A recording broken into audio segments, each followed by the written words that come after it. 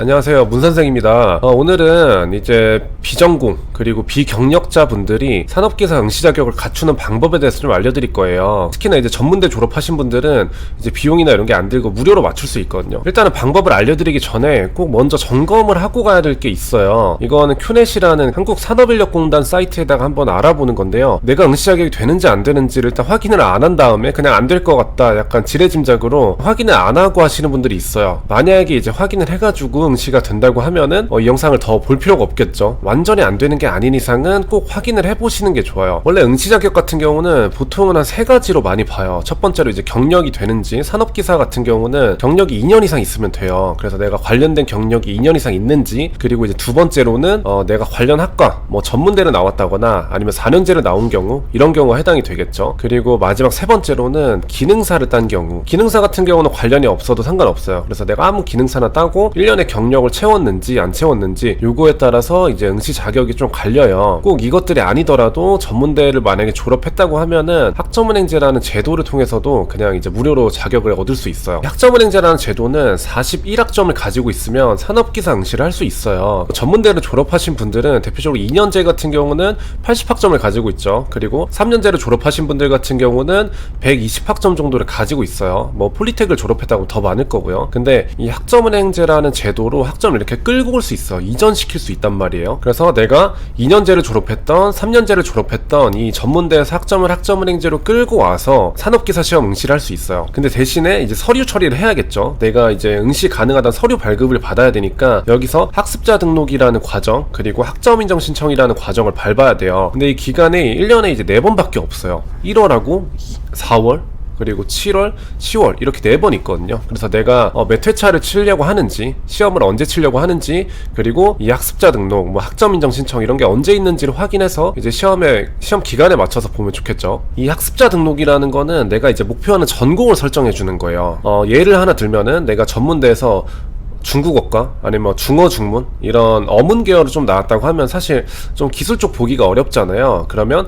학점은행제로 이 학점을 끌고 와서 전기산업기사 같은 경우는 전기공학 쪽으로 이제 학습자 등록을 해주면 되겠죠. 이렇게 산업기사 같은 경우는 41학점이 있으면 되니까 사실 뭐 전문대 졸업하신 분들은 그냥 이제 끌고 와서 바로 응시가 가능해요. 근데 여기서 더 좋은 점이라고 하면은 기사까지도 금방이에요. 왜냐면 기사 같은 경우는 41학점이 아니라 106학점을 갖춰야 된단 말이에요. 기사 같은 경우는 산업기사랑 다르게 학점 조건도 있지만 의무 조건이 존재해요. 의무 18학점이라 그래서 학점은행제에 관련된 수업이나 아니면 학점으로 인정되는 자격증, 아니면 학점으로 인정되는 시험, 이런 걸로 통틀어서 18학점을 취득해야 돼요. 그래서 2년제를 졸업했건 3년제를 졸업했건 필수적으로 학점은행제로 기사를 치려고 하는 경우는 이 18학점, 의무 18학점을 맞춰야 돼서, 만약에 내가 3년제를 졸업해서 120학점이 있더라도 학점을 끌고 오면 106학점이 넘지만 18학점을 다시 들어줘야 돼요.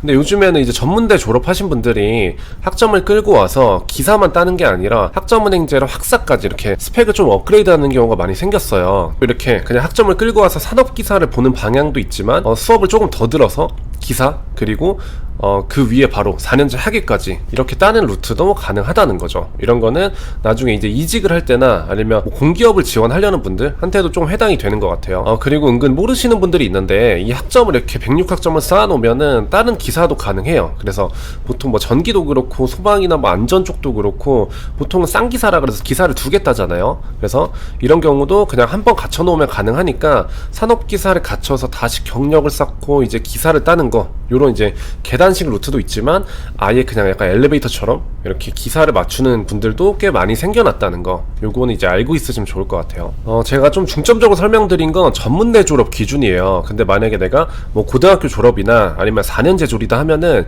얘기가 조금 달라져요. 왜냐면 이 학점은행제라는 제도가 학사까지 업그레이드 시켜주는 제도인데 여기서 기사를 딸 수 있는 학점을 맞추는 거거든요. 근데 고등학교 졸업이신 분들은 학점이 없잖아요. 그래서 처음부터 이제 쭉 전체 과정을 이수하셔야 돼가지고 산업기사 같은 경우는 보통 4개월, 그리고 그리고 기사 같은 경우는 좀 더 오래 걸려서 한 8개월에서 1년 2개월 정도는 걸려요. 그래서 고등학교 졸업하신 분들은 그냥 경력을 생으로 쌓는 거, 아니면 대학교를 입학하는 것보다 짧지만 그래도 기간이 조금은 더 걸린다는 거 생각을 해두셔야 되고, 그리고 4년제를 졸업하신 분들은 학점을 끌어올 수가 없어요. 전문대 분들은 학사 연계라 그래서 학점은행제가 4년제까지 학점 인정을 해주는, 그러니까 4년제까지 업그레이드 시켜주는 제도다 보니까 이미 4년제를 졸업하신 분들은 업그레이드 할 게 없잖아요. 그래서 학점을 끌고 올 수가 없어서 복수 전공을 해야 돼요. 그러면 복수 전공을 하면 보통 짧아야 한 학기, 그러니까 기간으로 치면 4개월에서 한 8개월 정도는 걸려요. 그래서 4년제 졸업하신 분들은 빠르면은 4개월, 그리고 길면 한 8개월 정도는 보셔야 돼요. 근데 마찬가지로 뭐 경력을 그냥 쌓는 것보다, 그리고 그냥 뭐 기능사를 따고 일하는 것보다 훨씬 조건이 나으니까 4년제 졸업하신 분들도 많이 시작은 하시더라고요. 분명히 뭐 그러니까 도움 될 만한 내용이겠지만, 제가 맨 앞에서 설명드린 거 있잖아요. 내가 응시 자격이 되는데 모르고 넘어가는 경우, 이런 경우가 진짜 많아요. 뭐 아무리 이제 효율적인 과정이더라도 다시 한번 맞출 필요는 없는 거니까 이거는 꼭 알아두시고, 만약에 이제 확인하는 방법을 모르겠다고 하면은 제가 댓글에다가 조금 남겨드릴게요. 자가 진단, 그러니까 사이트에서 확인하는 방법이 있고 전화로 확인하는 방법이 있어요. 그래서 이걸로 확인해 보시면 좋을 것 같아요. 네, 이렇게 여기서 완전히 마치고 다음 영상에서 뵐게요. 안녕.